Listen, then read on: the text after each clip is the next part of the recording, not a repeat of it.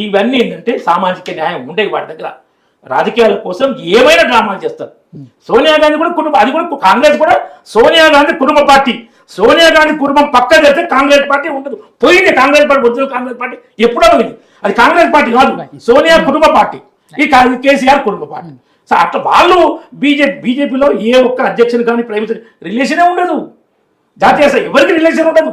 సిద్ధాంతం, దేశం, ధర్మం, దేశభక్తి అలాగే పనిచేస్తాం. కాబట్టి బీజేపీ అదే కాకుండా ప్రపంచంలో నెంబర్ 1 పార్టీ, నెంబర్ 1 నాయకుడు మోడీ గారైనా నాకు అవార్డు గారు అడిగిందా? 32 దేశాలు అత్యున్నత అవార్డులు ఇచ్చింది మోడీ గారికి. ప్రపంచంలో ఏ నాయకుడికి ఇవ్వలే. మొన్న 4 దేశాలు ఇచ్చిన వరుసగా. ఆ దేశాలు గర్వపడ్డాయి. వీళ్ళు విమర్శిస్తారు ఏంటంటే తక్కువ జనాభా ఉన్న దేశాలు వీళ్ళు. ఆఫ్రికా దేశాలు వెనుకబడ్డాయండి. ఆ వెనుకబడి తక్కువనే ఎక్కువ వాళ్ళకు ప్రోత్సాహం ఇవ్వాలి. మన దేశం, ఇంకా ముఖ్యమైన విషయం చెప్తున్నా, మన దేశం ఎప్పుడు సామాజిక పరంగా వేరే అన్యాయం చేయలేదు.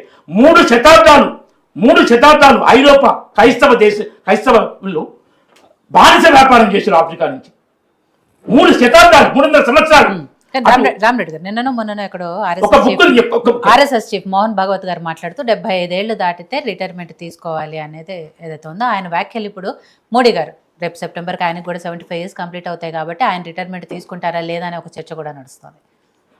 అది పార్టీ నిర్ణయం తీసుకుంటుంది. జాతీయ స్థాయి పార్టీ నాయకుడు పార్టీ నిర్ణయం తీసుకుంటుంది.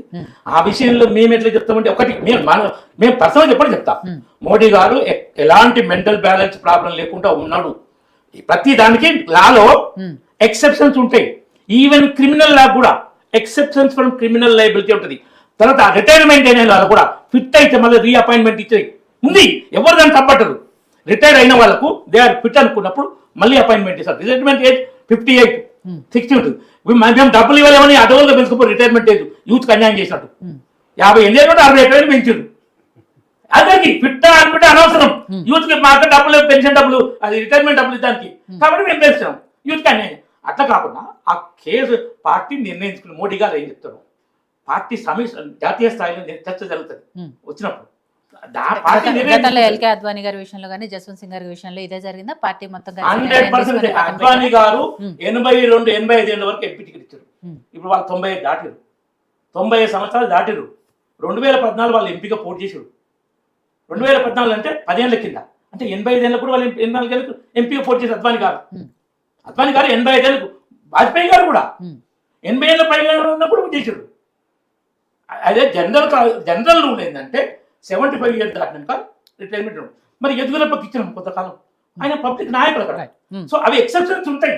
అవి ఏం జరుగుతుందో నాకు తెలియదు, పార్టీ నిర్ణయం తీసుకుంటుంది. రాజాసింగ్ గారి విషయంలో కూడా ఆయన రాజీనామా చేశారు, దాన్ని ఆమోదంకి తెలిపారు. కాబట్టి ఆయన పార్టీకి రాజీనామా చేశారా, ఎమ్మెల్యే పదవి కూడా రాజీనామా చేశారా?